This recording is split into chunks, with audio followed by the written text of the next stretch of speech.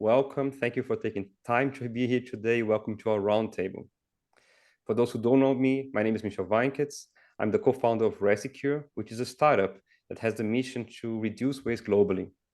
We do that by helping brand owners and converters to secure PCR at good conditions and at low risk, making procurement easy, while also helping recyclers to leverage that to invest and grow. I'm very happy to have here today Iris and Hendrik from Oliver Wyman to talk about their recent study on the plastic circular economy. For those who don't know Iris is a partner at Oliver Wyman's energy practice. She's focusing on the chemical industry. She's based out of Munich office. That's how we also connected recently. And has more than 18 years experience in areas like strategy development, implementation, transformations, operational excellence, sustainability, and general value creation in chemicals. And Hendrik, his principal at Oliver Wyman, also with more than 10 years experience in areas like procurement, supply chain, process optimization, and M&A transactions. Iris, Hendrik, thank you so much for being here today. Thanks for having us. Thanks for the invitation. And before we start, quick note on how this is going to work today. So Iris and Hendrik will make a short presentation on the key learning from their study, and then we have a conversation about it. For all participants, please feel free to write questions or comments you might have in the Q&A session. Please not in the comment button, but on the Q&A part. And I'll read that to you, to the participants, or to me, if it's a question to me, either during the presentation or most likely at the end. A quick reminder for everyone, we are recording this session. And with that being said, Iris, Hendrik, stage is yours. Thank you very much. Perfect. And thanks for the introduction and for taking the time here for this joint discussion. So, just to open it up, I mean, plastic circular economy, why are we actually talking about it? And it's really because we strongly believe there's a window of opportunity for this topic to become real and to make an impact. At the risk of stating the obvious here, but I just wanted to start off with a few numbers for the overall picture, because plastic recycling or plastic waste is actually one of the must-win battles for society as we see it. And the players in that ecosystem do have a chance to impact that to an overall positive way, hopefully. If you look at the numbers, since the 60s roughly, there have been over 8 billion tons of plastic produced on a global base, but only 9% of that have been recycled in any way. So even if you look at all the other materials that are potentially out there to substitute plastic, so if you look at paper or metals or glass, wood, whatever, plastic really is lagging behind when it comes to the recycling rates.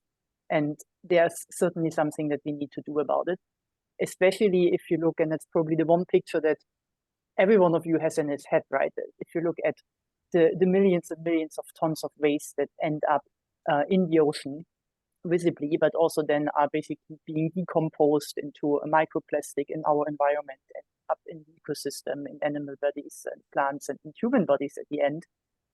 So really affecting the global ecosystem. And it really is now at a point where it became a very great worry. We have the number here of the European surveys that almost 90% of the population are worried about it, but it's not just a European, it's really a global topic.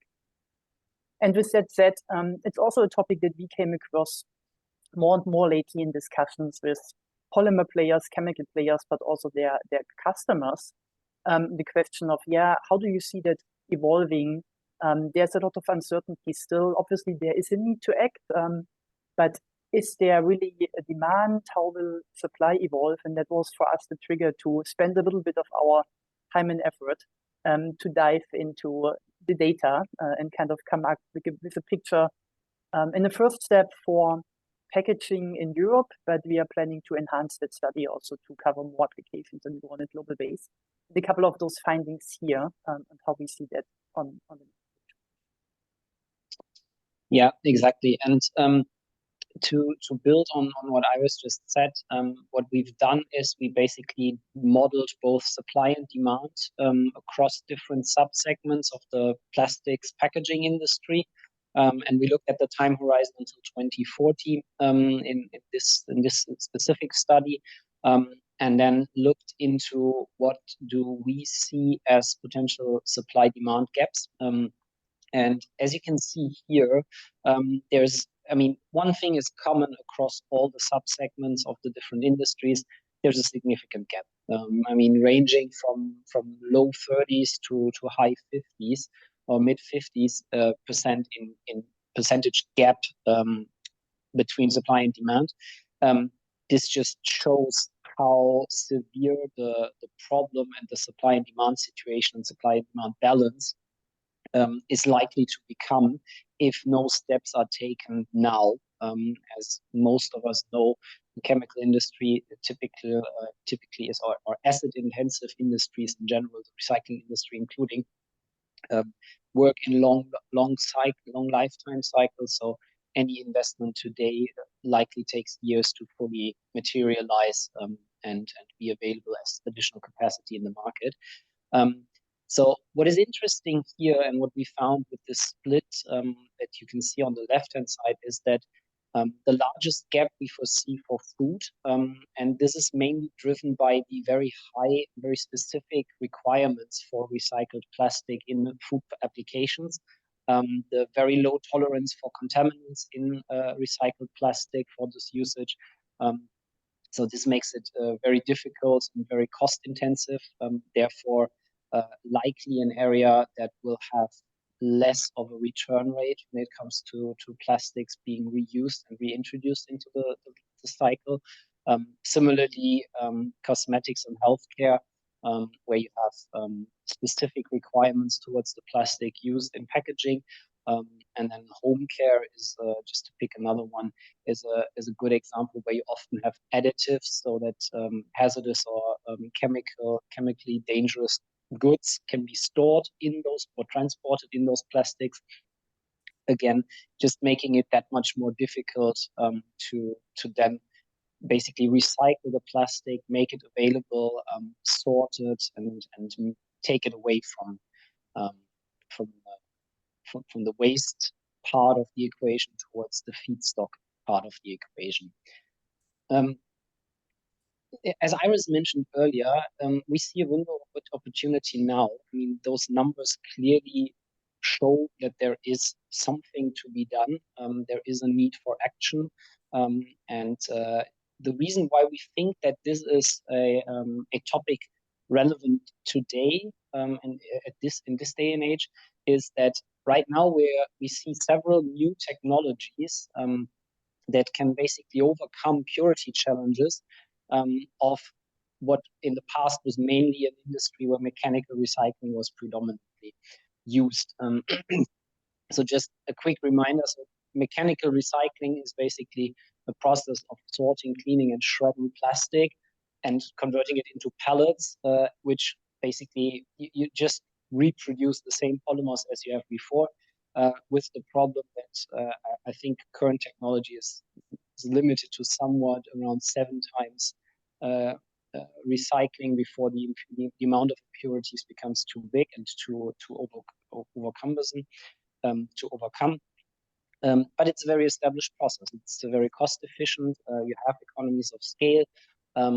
But what are we missing if we just look at mechanical recycling? So it's very difficult to sort the plastic waste so that you only mechanically recycle single polymer waste streams.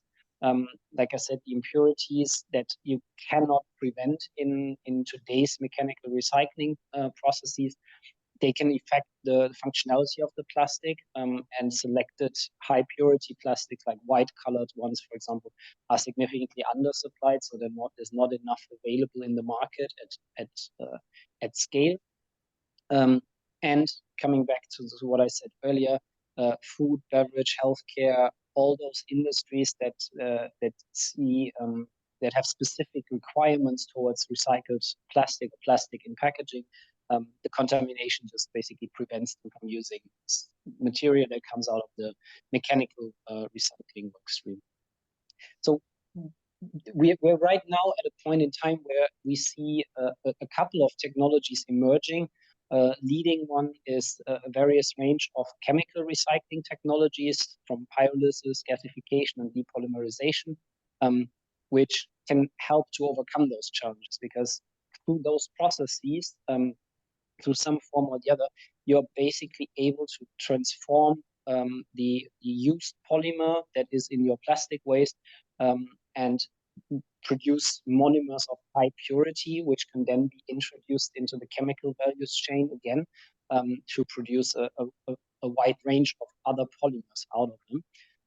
Biological recycling is another one where you use microorganisms to basically decompose and metabolize the polymers to, in the end, work with monomers. Dissolution recycling goes into a similar direction. And what all of them have in common is that they offer much more flexibility in what you can use in those technologies. But right now they're at in this phase where they are close to being commercially viable, where they are close to being available at world scale, but we're not yet there yet. And that's the challenge to overcome, to make sure that basically plastic circular economy has the full range of technologies available, so that we can not only work with PET bottles, which everybody knows about from mechanical recycling, but there's a whole range of other chemical applications that can be used with that.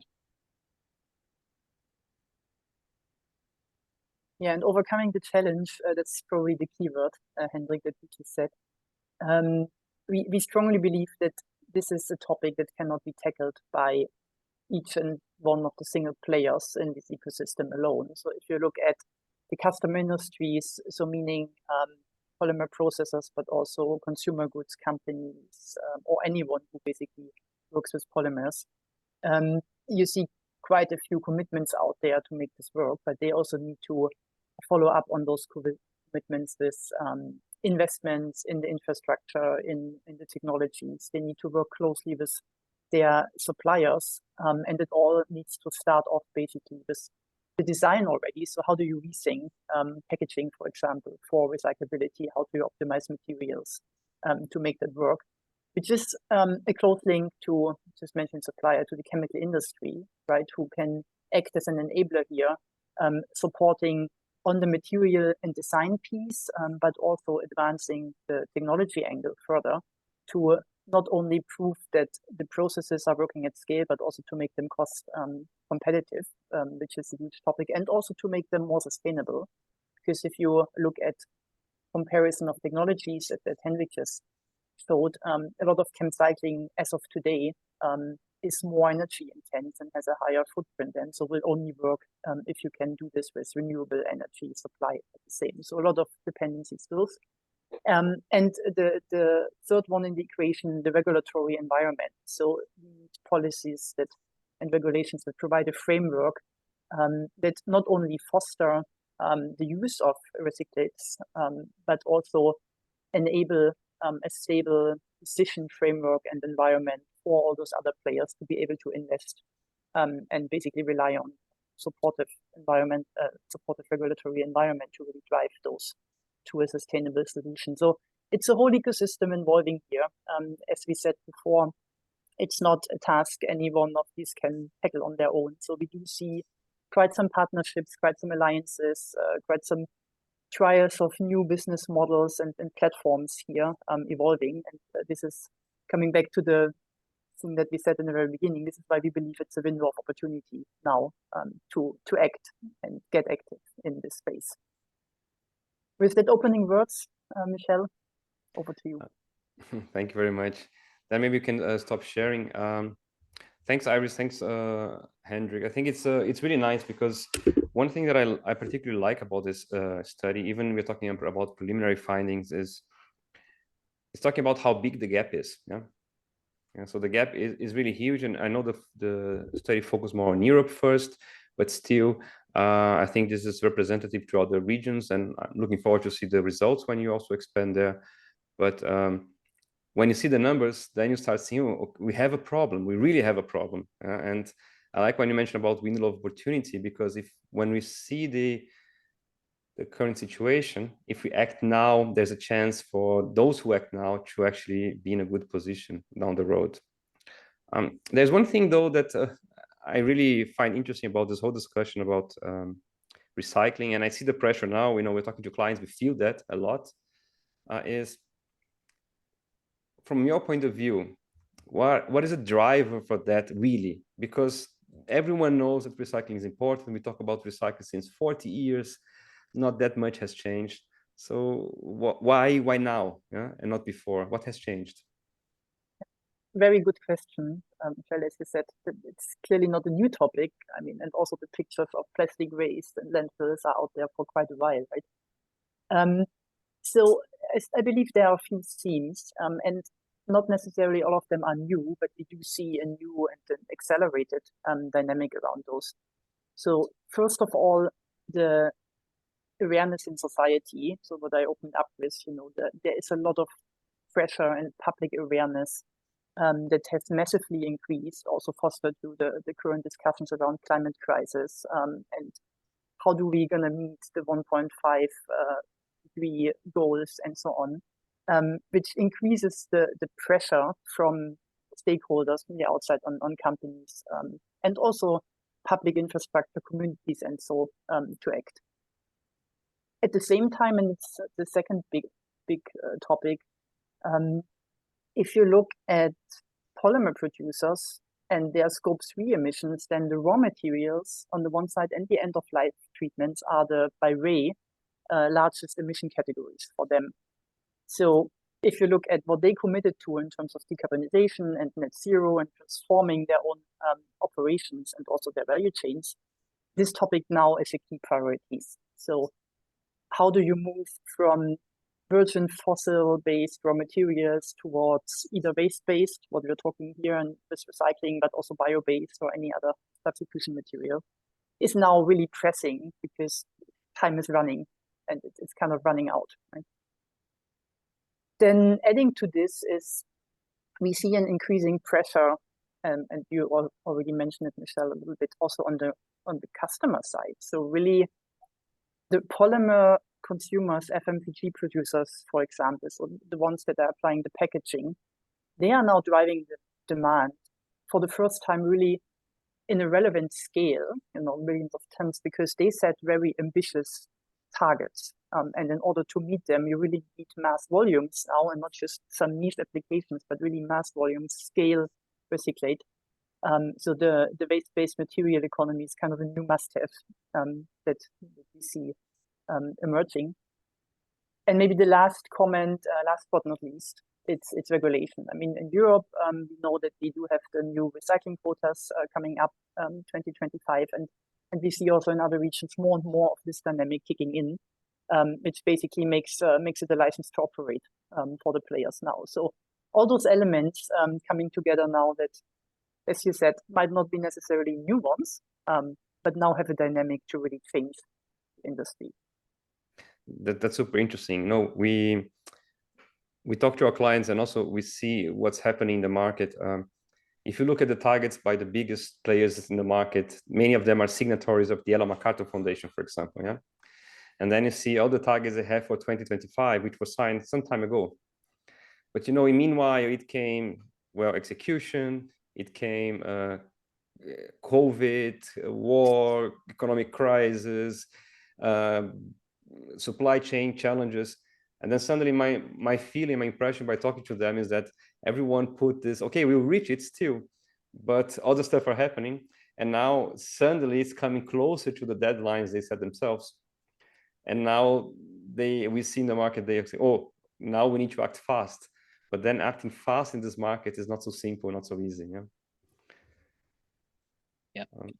One thing we see also talking to those clients is we see a very clear challenge in the market. Unless you are one of the biggest players that exist there, if you are in a central market, you are Unilever. Sorry for quoting names here.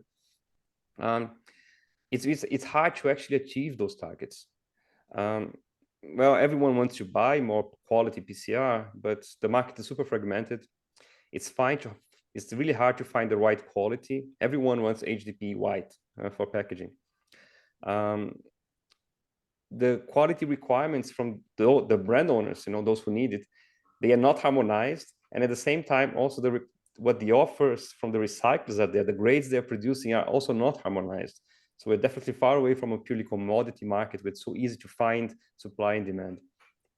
And on top of that, all companies, if you want to start thinking about buying PCR as a strategic resource long-term, this then changes a little bit how you buy your packaging. Yeah.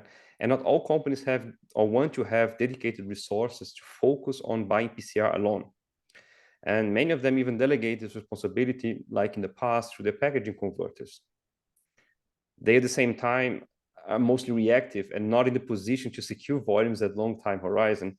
And that kind of creates an interesting dynamic in the market, because you have that situation where companies want to buy, but are not necessarily making long-term commitments. Their volumes are big, but not that big. At the same time, the recyclers, they need this bigger volumes and this committed demand to actually decide to make an investment decision or to make an investment decision. So you have a situation that the market is not moving as fast because we have some sort of imbalance that is not so easy to overcome. And here, of course, I'm talking more about mechanical recycling. Yeah. And in this context, sorry, do you want to say something, Hendrik? No, I fully agree with what you just said. Sorry. Okay. In the context, so how do you see the role of the chemical companies in this market, and how does this align or compete with mechanical recycling, right? We always talk about chemical recycling or mechanical recycling. Are they complementary? Are they competing technologies? How do you see that? Yeah, so maybe let me take this one. So, I mean, as you rightfully mentioned, right, there is this inherent problem, I would say, with mechanical recycling, that you get like for like. You get the polymers you put in, you get the exact same polymers back, but you have to have this high degree of purity in order to be able to reproduce this cycle over and over again. I mean, mechanical recycling, I mentioned earlier, is the established way of recycling plastic. But as Iris mentioned as well, we see that with mechanical recycling alone, we're far from able to cover and recycle all of the plastic types that are out there, especially nowadays, where basically every second day a new type of polymer enters the market, or a final packaging that has a very unique chemical composition enters the market.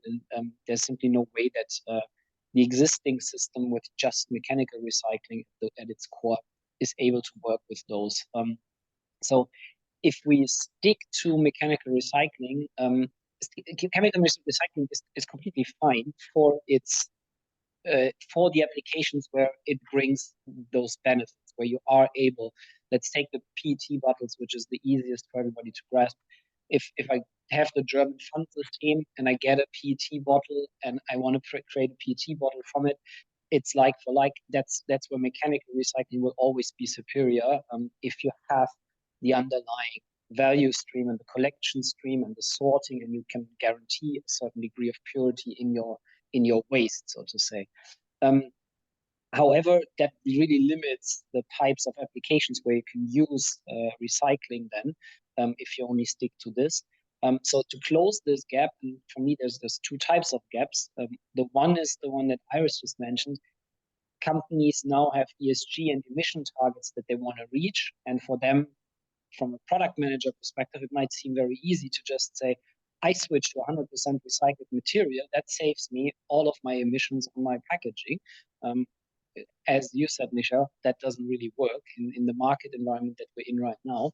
And on the other hand, as our study has shown, along the way until 2040, unless something dramatically changes, there's always going to be less supply than there is demand. So it's not easy to just switch from one day to the other to save that. And chemical recycling here, I think, is in an interesting position, because it can be in competition to mechanical recycling. But I would assume that in the long run, there's going to be a truth between chemical recycling and mechanical recycling, because there's always plastic value streams, plastic waste value streams that are more suitable for, it's more ecological and economical to mechanically recycle versus other grades that are suitable for chemical recycling. And with chemical recycling, you can take more impurities.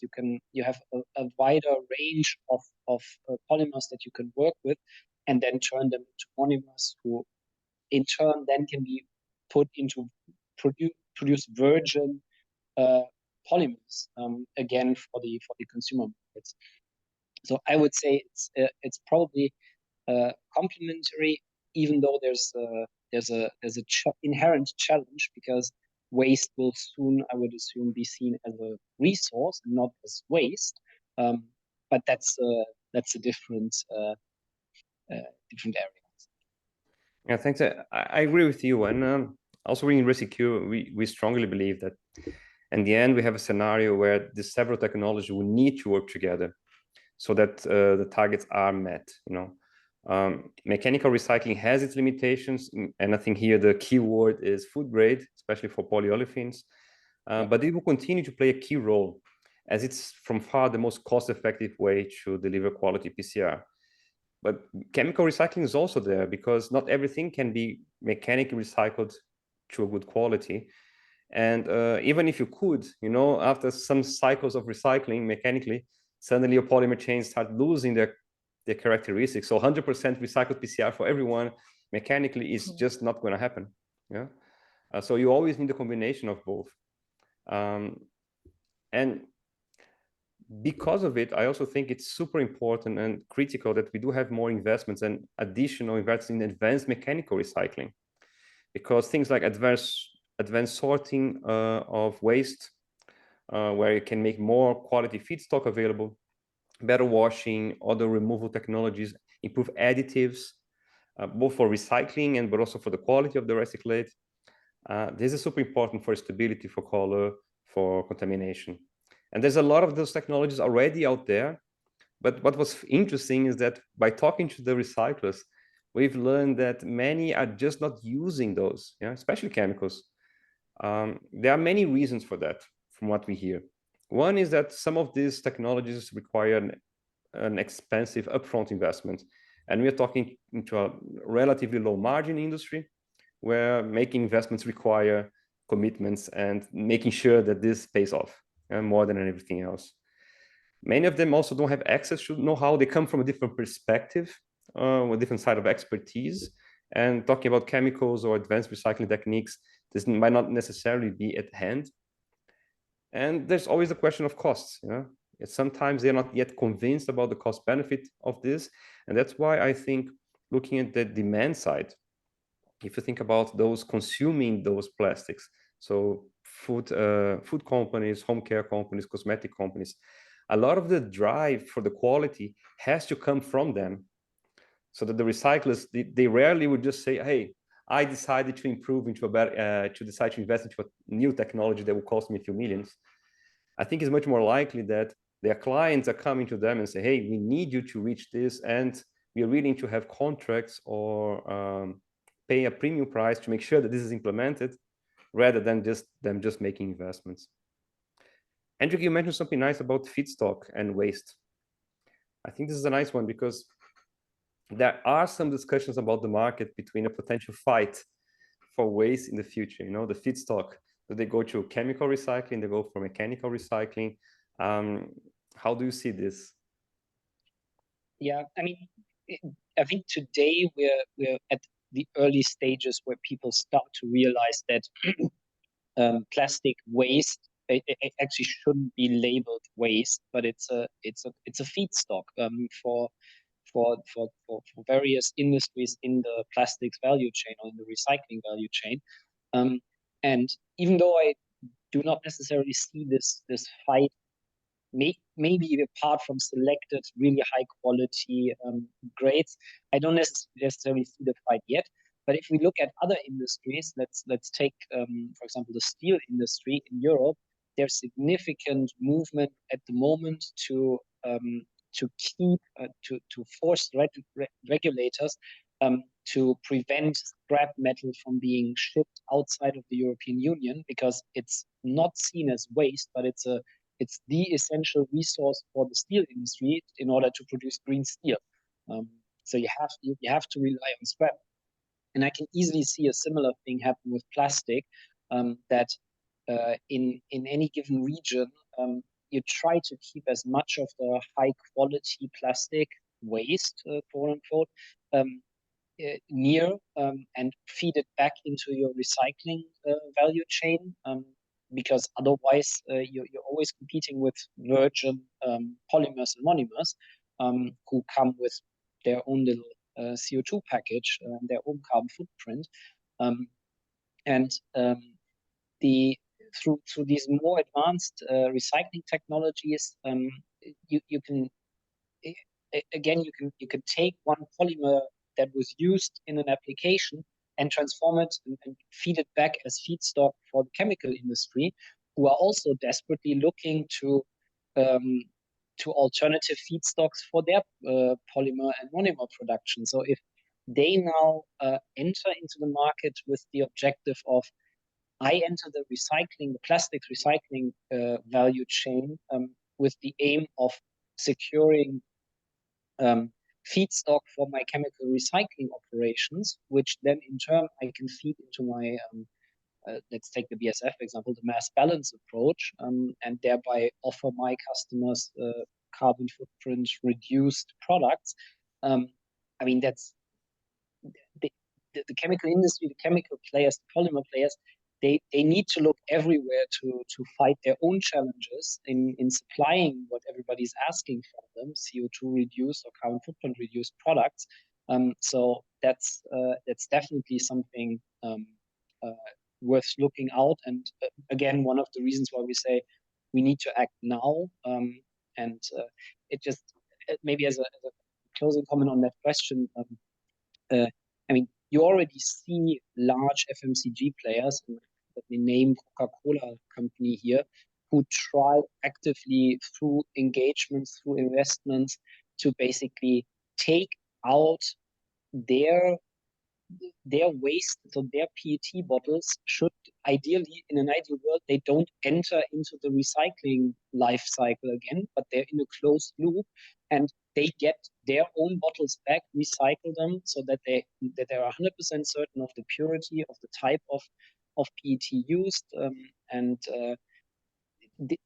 would assume that there's going to be more of those types of trying to not compete in the open market, trying not to compete with your direct competitors on this valuable resource that is recycled plastic, but rather create your own little ecosystem where you're able to basically self-sustain through your partners your needs for polymers.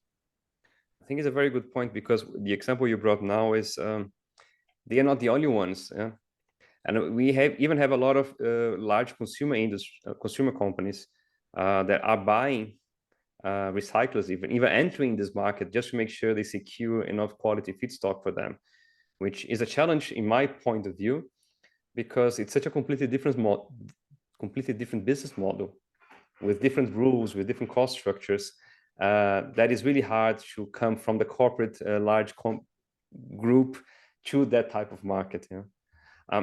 Honestly, I expect and hope that eventually we have a split between and a partnership between both, where the high quality material that can be recycled mechanically will be, because that's honestly the cheapest way, the most efficient way to come back to the original resource in upcycling. And everything that cannot be through sorting, for example, recycled mechanically, films, blended polymers, and so on, that goes automatically to the chemical industry to be either made into new polymers again, or just like you said, and sometimes we forget about this, it's a feedstock for any chemical product. Yeah? We're talking about monomers. You don't need to make resins out of it again, even though it would be ideal, but it's not necessarily the case. We are trying to work, we as Resycure, we are trying to work with both mechanical recyclers and starting to work also with chemical recyclers to work in that direction, because we don't want to create unnecessary competition that will just drive prices up and create a more chaotic industry dynamics than we have today. So this is definitely part of the discussion. Maybe maybe coming back to the study a little bit, another very interesting part is that I saw in the study is consumer angels can close the gap and secure volumes of recycled feedstock. There's a lot of tactics and suggestions on what they could and should do from your perspective, from your study. Can you deep dive this a little bit more? What are those tactics? Can you explore that a little bit better? Yep, happy to dive into that a little bit. And as you just said, you know, the whole thing is, you said chaotic, I would say it's emerging. A lot of things going on. And exactly, living in the VUCA world. And really starts with, you know, plastic consumers. They made those commitments and now they start realizing more and more that the volumes that they are looking for, and not just, as you said, in packaging, but overall, depending on the application, they are just not readily available, right? Especially not in that time horizon that they have committed to. So, and availability both in terms of quality, what you just said, you know, mechanical versus chemical, but also just the quantity and the cost to really meet the business requirements. So the fundamental question of securing supply at scale and at cost, and also at reliable scale, right? You cannot afford to have disruptions and interruptions in those supply chains. That's basically the fundamental issue. And I said at the beginning, strongly believe that tackling this alone is not really a viable strategy, or might be a rather difficult path.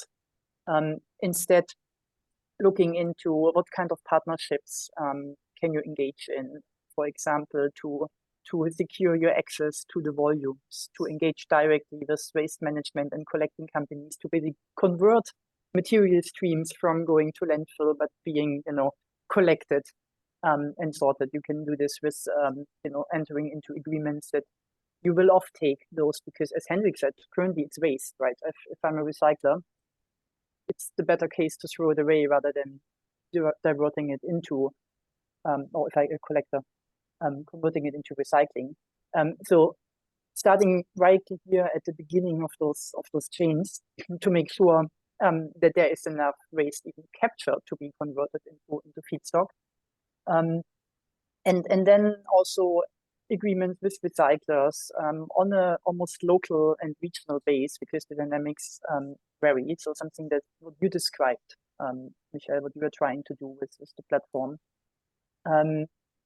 Contractual agreement, joint operations of facility, joint financing of investments, for example, and so on. So there's a whole range of potential alliances that you can look into.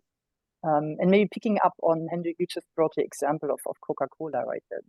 You see them intensively doing this on a local level. So basically starting from kind of educating local communities about sorting, collecting, recycling, and making sure that waste is captured. Do it in South Africa, for example, towards, you know, engaging with their bottlers to collect and build the ecosystem.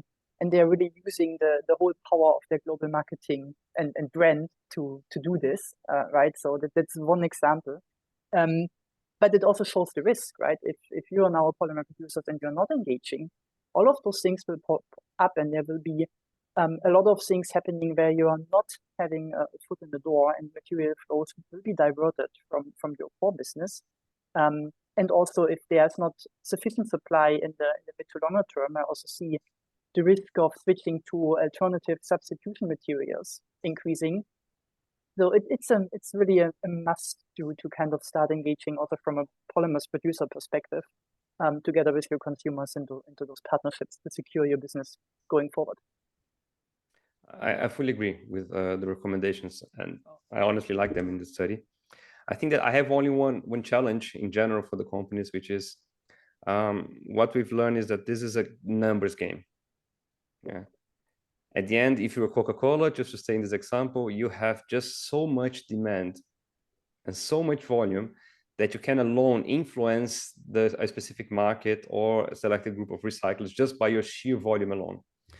And most companies, or at least companies we talk to, such as in cosmetics, home care, food, they don't have that much, let's put it this way: for them to alone decide to invest into a technology or make a very close agreement with the recyclers, and they can allocate 500,000, 2,000 tons per year for that recycler, that is just not enough to make the needle move for those recyclers. Yeah, there's just the volume is not big enough, and we see a lot of them are trying nevertheless. Yeah, but they are having a hard time. If they need the recycler to increase capacity, or to change how they collect, or to invest into a specific technology, their volume alone will not only not give them the commercial conditions they might need to be profitable, because they need to be profitable as consumer industries, but also will not be enough to make the recycler make this jump decision.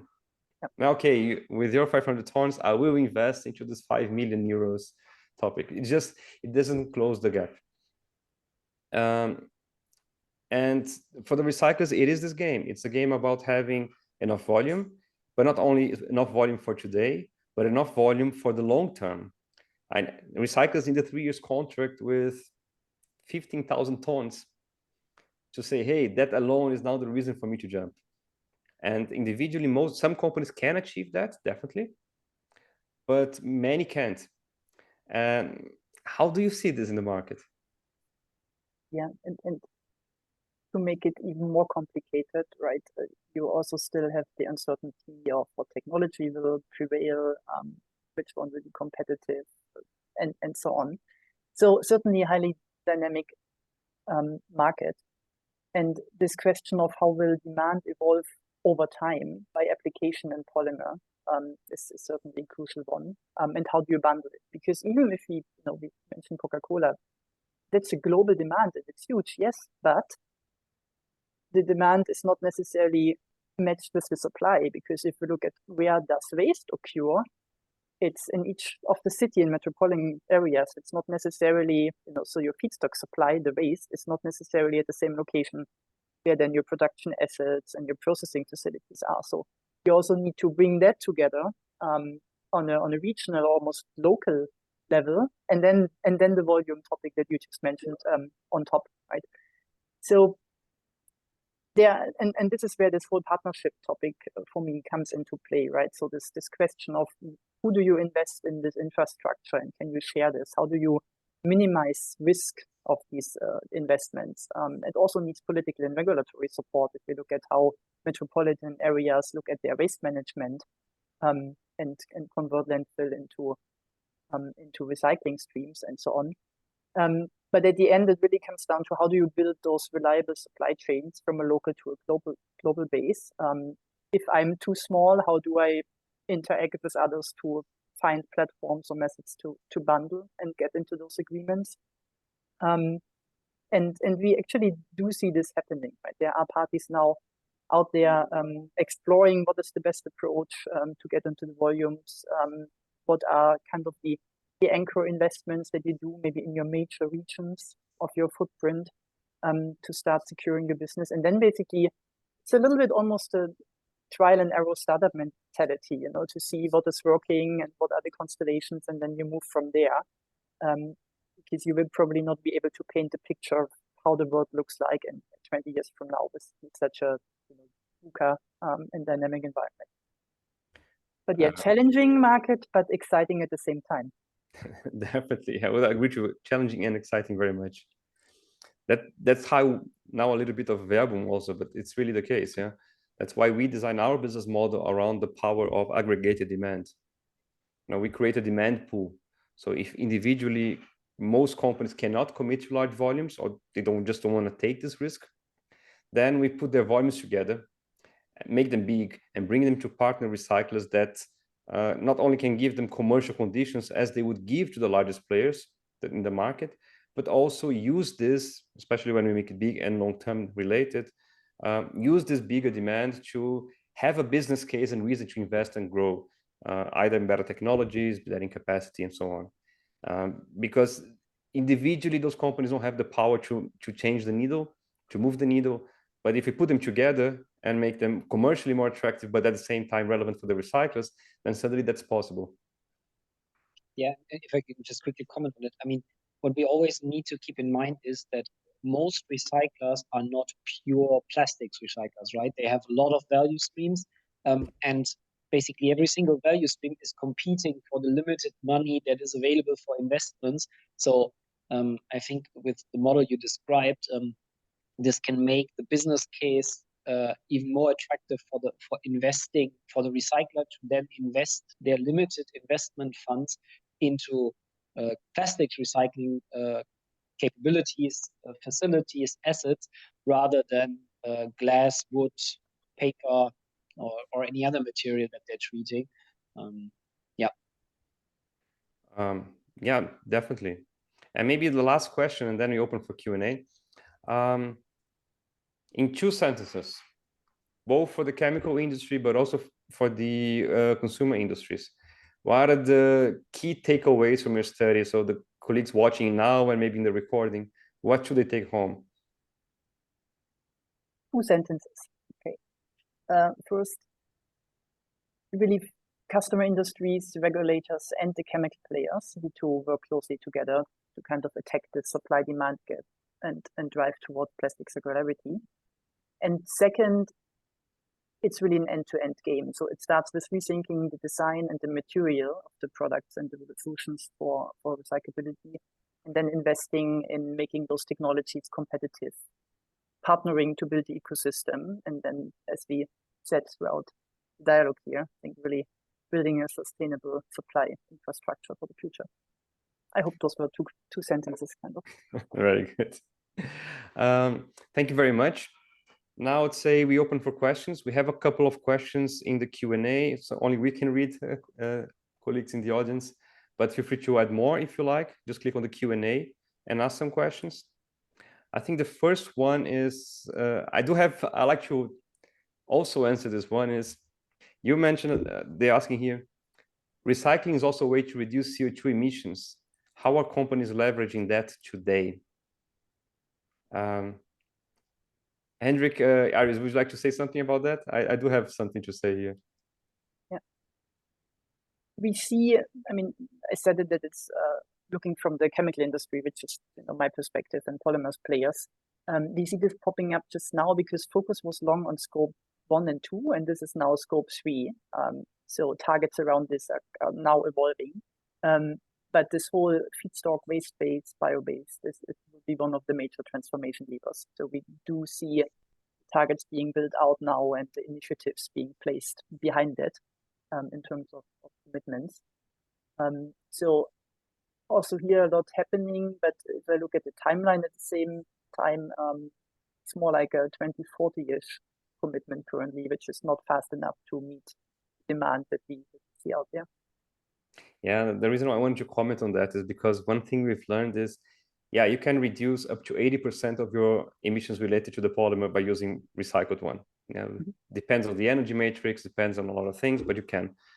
But the fun part is that when we talk to our clients, the people dealing with the circularity targets and the use of PCR into packaging and so on are not the same in the companies which are looking at the CO2 control and emissions.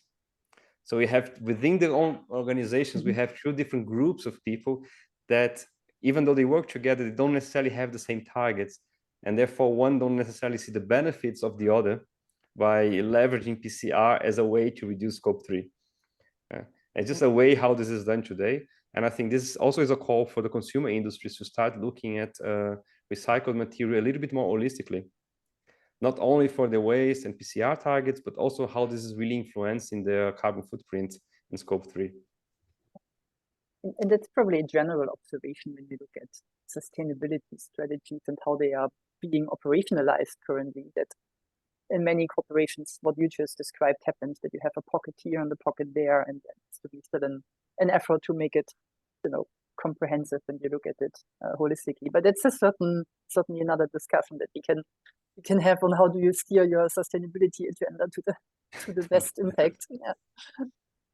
And I would also say that I mean it's also tough on decision makers in companies when we talk about technologies that are not yet available at world scale, right? Because you have to make certain assumptions. You have to really go out and basically do technology scouting, and you need to identify new suppliers. So if you go to your existing suppliers for polymers, they maybe they have a mass balance approach. Maybe they have a product portfolio with 20% bio-based material in there.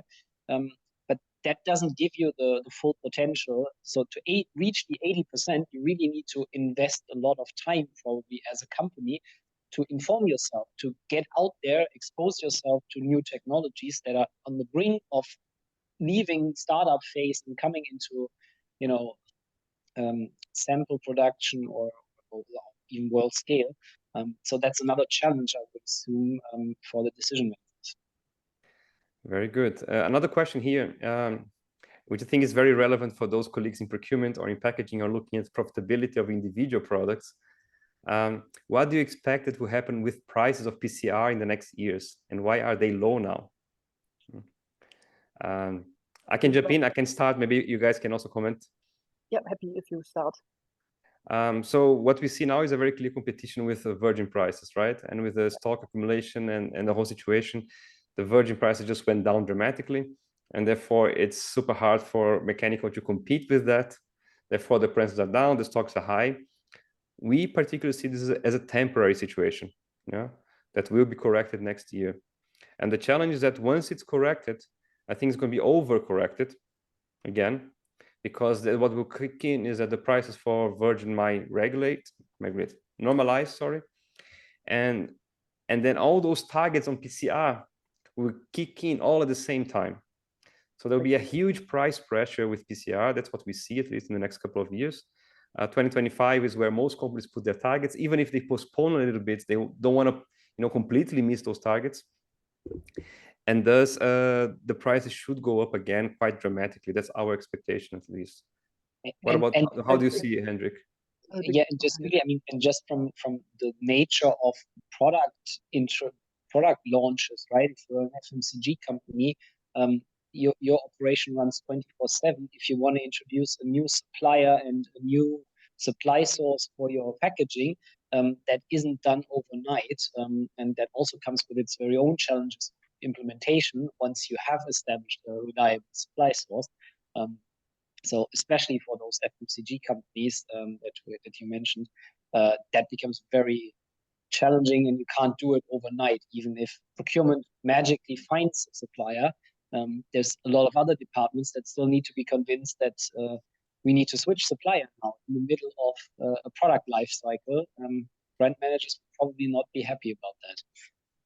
Yes, and I think this whole thing about shifting suppliers, qualification for PCR material is a very long journey. And shifting suppliers is a real pain and often not possible. Yeah. And then if you shift suppliers also when you have a shortage of material, what conditions would one get as on top? Yeah, that's a super challenge. Maybe it's more of a comment than a question, but I'm going to read out loud here from Jose Peruga. I hope I pronounced it correctly. Jose. Thank you. In my opinion, the feedstock has to be increased dramatically. Implementing new collection schemes, motivating people to sort and place the right places the materials, or invest dramatically in all mixed waste to sort from there the valuable materials, but with the risk of losing the people to use the yellow bin. Chemical recycling needs huge quantities, and the same mechanical recyclers do not, and at the same time, mechanical recyclers do not invest at their level. Big companies will not invest in chemical recycling as they will not have the feedstock assured. Just quickly for the non-German ones, the yellow bin is the plastics bin in the German recycling system. It's the blue one in the US. Yeah, but completely agree, and it's a little bit almost the hen and egg problem, right? That out here. So do you invest while you don't know whether you will have enough, feedstock to fill your capacities, or where do you start? But this is why when we looked at the purpose of the study, kind of providing a little bit more transparency and some scenarios on how we see the volumes evolving to help making that decision and build some trust that yes, there will be, something happening. But yes, at the end, it's an entrepreneurial decision, right? That companies need to take. And I'm convinced that there will be a solid business case behind that, especially when those prices, as you said, Michel, will decouple in the future, and you will have standalone PCR business cases. Yeah, and also, I mean, looking at, I mean, we keep recommending investments into new production assets. I mean, the location for those needs to be part of the business case, right? You need to understand the local supply chains that are available for sorting, collecting, and recirculating plastic waste. Because the Netherlands might be more advanced than Germany, so the Netherlands might be a more attractive place because even though we think that it's becoming a valuable resource, it's probably not to the point where we ship this high volume, low value waste across all of Europe just to become carbon neutral, because then it's a whole other story. So the geographics of those decisions also come heavily into play here. Yes, definitely. And at the end, you have to think about what makes sense in this market. And I'm still of the opinion that I think the companies which are consuming those materials, so the big brand owners, or the brand owners, not necessarily big, of course, they have the onus of also having an answer to this challenge in the market, reaching those targets. At the same time, I think, like I mentioned before, the effort for them to try to do it all by themselves individually, it's a burden that is super hard to actually yield results. It's through companies like ours. It doesn't have to be Resycure, but where you have opportunity to join forces, yeah, and get something commercially better out of it, of course, but join forces to actually have a stronger impact with the recycler, with the market locally. I think this is where I would put my eggs on for most companies, unless they are Coca-Cola and they can do this without anyone else because they're just big enough. I think we have quite time for one last question, and then we are over. The question is from an anonymous attendee.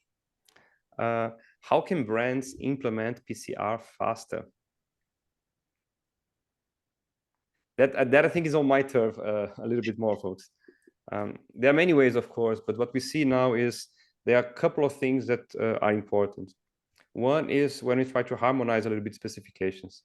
If you are a company, you should not try to create your own specifications on how your packaging should, which type of requirements you need for your PCR.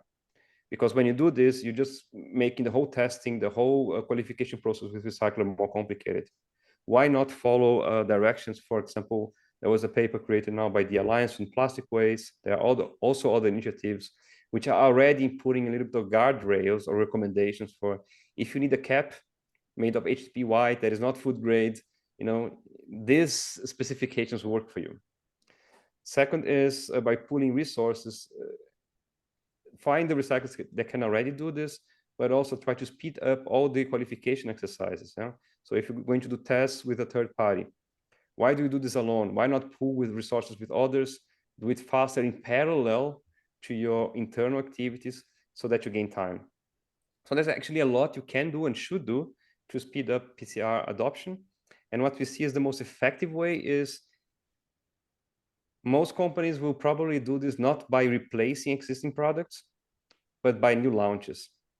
When they launch a new product in the market or new packaging for the same product in the market with a new campaign, that's the best point in time to save your resources and then implement a higher percentage of PCR instead of just looking at your portfolio and trying to just implement it on existing product lines.